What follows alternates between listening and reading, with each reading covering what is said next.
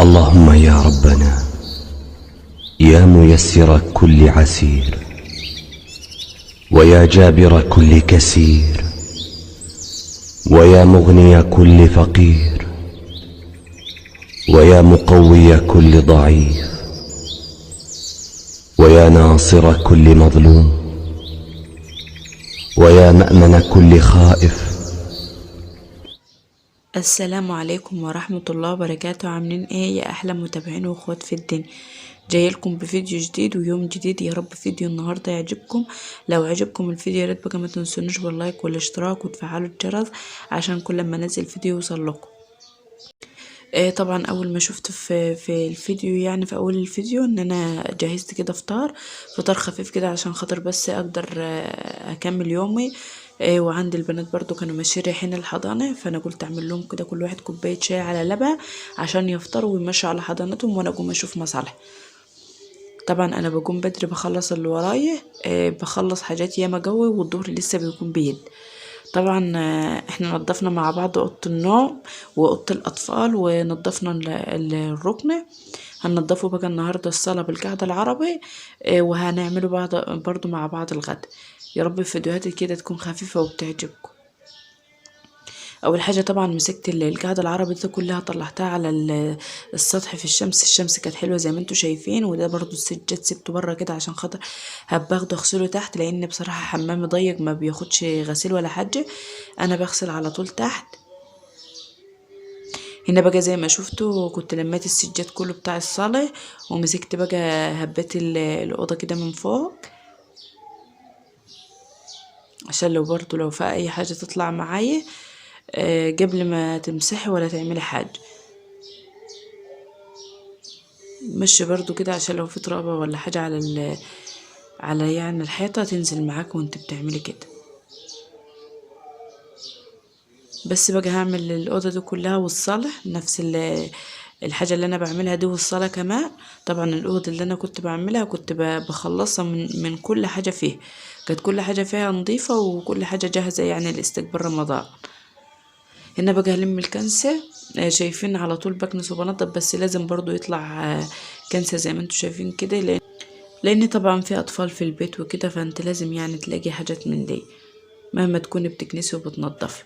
همسك بقى هكنس ده. طبعا دي الصالة هكنسها بقى بحالها بالقعد العربي. وخدت معاها برضو الأوضة اللي هي التانية اللي هي أوضة هي أوضة كده فاضية حاطة فيها السرير وقعدتنا فيها يعني في الصيف. خدتها برضو معايا لان تنظيفها سهل عليا، ما فيهاش لا دولاب ولا نيش ولا اي حاجه من دي. يا دوبك السرير يا دوب، وبرضو طلعت المرتبه بتاعته في البرندة، في ريح يعني في البرندة، لان الاوضه في ريح البرندة على طول، فطلعت المرتبه بتاعتي. وطبعا السرير ما هوش السرير يعني مرفوع، فبشيل الكنسة على طول اول باول فنضيف تحته على طول. بس هنا خلاص طبعا نظفت الاوضه دي، ومسكت الشباك برضو مسحته ونظفته، وخدت برضو الجزاز في الحمام وغسلته برضو حلو، وسبته يتصفى كده براحته على ما اخلص بقيه الاوضه. هنا خلاص بقى كنت كنست ومسحت، ما حبيتش يعني اكتر عليكم لان انت شفتوا كل حاجه بالتفصيل في الفيديوهات التانية. فرشت بقى الجياس، وبعد كده هفرش القاعده العربي بتاعي يعني من على السطح وفرشته. والجزاز بقى كانت خلاص اتغسل ونشف خالص. طبعا حطيته في الشمس 5 دقايق كده عشان ما يكونش فيه ميه ولا حاجه والميه تاكل الخشب. بس هنا خلاص ركبته. هو تركيبه سهل خالص، وما بتيجي برضه تخلعيه تغسليه سهل خالص. بس هنا خلاص طبعا خلصت الاوضه دي اخرى، ومسكت برضو المكتبه لمحتها، والصاله برضو كنستها ومسحتها وسبتها لما نشفت خالص. وبعد كده هفرش بقى الشقه كده، ما عدلش حاجه بقى الا المطبخ. وهنا بقى كنت خلصت خالص، قلت اما احط البطانيه دي تتنقع. وبعد كده بغسلها يعني كمان على ما تتنقع يعني ساعتين ولا حاجه.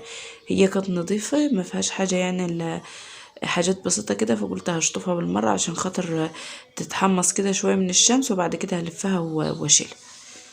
هنا بقى خلاص كان ميعاد الغدا. هعمل بقى الغدا، هعمل شويه مكرونه كده بسرعه وهعلق على شويه بطاطا.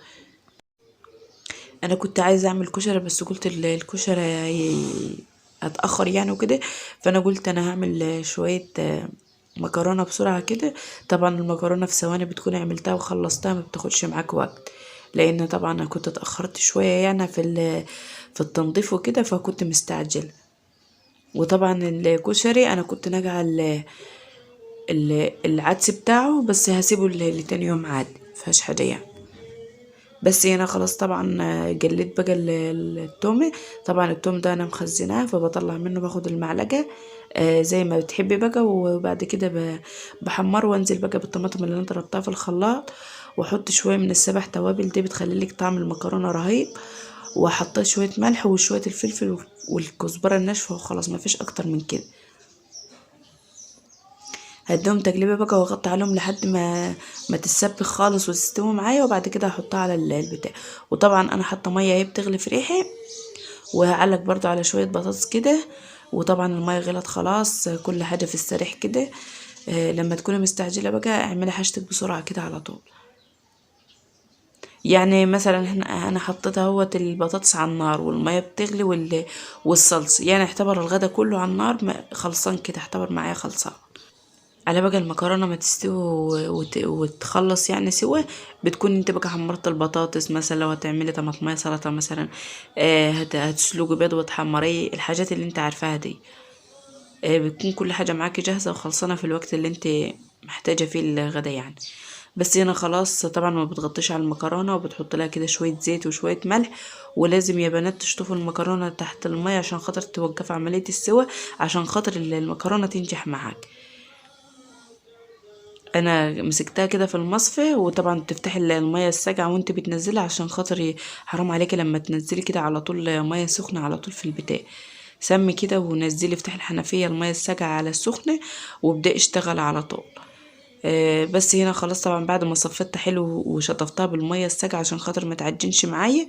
نزلت بقى بالصلصه. طبعا دقتها كده لقيتها عادبه شويه، فحطيت لها شويه كمون وشويه كزبره ناشفه، بتخلي لك برضو الطعم حلو كده، وبيبقى ظاهر فيها الكمون والكزبره ناشفه. بس هنا خلاص هغطيها بقى واسيبها براحتها خالص لما تستوي.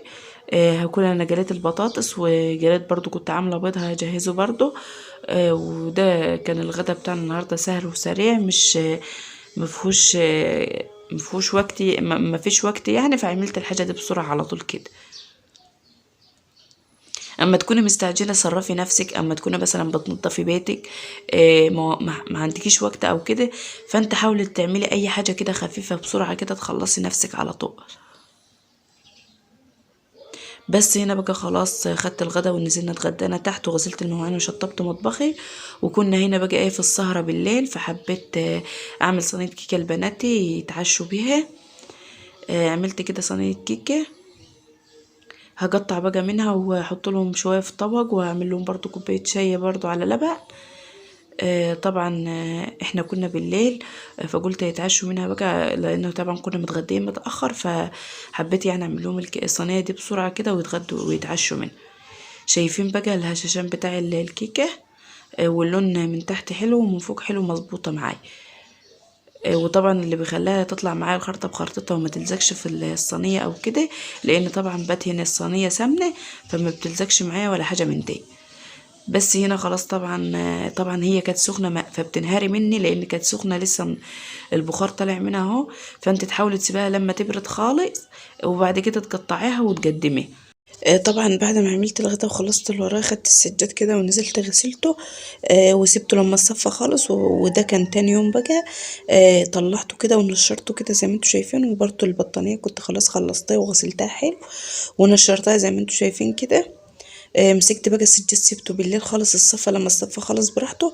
وبعد كده طلعت منه جزء على السطح، والباقي حطيته هنا في البرندة زي ما انتوا شايفين كده. وخلص فيديو النهارده، يا رب الفيديو تكونوا استفدتوا منه. واستودعكم الله، والسلام عليكم ورحمة الله وبركاته.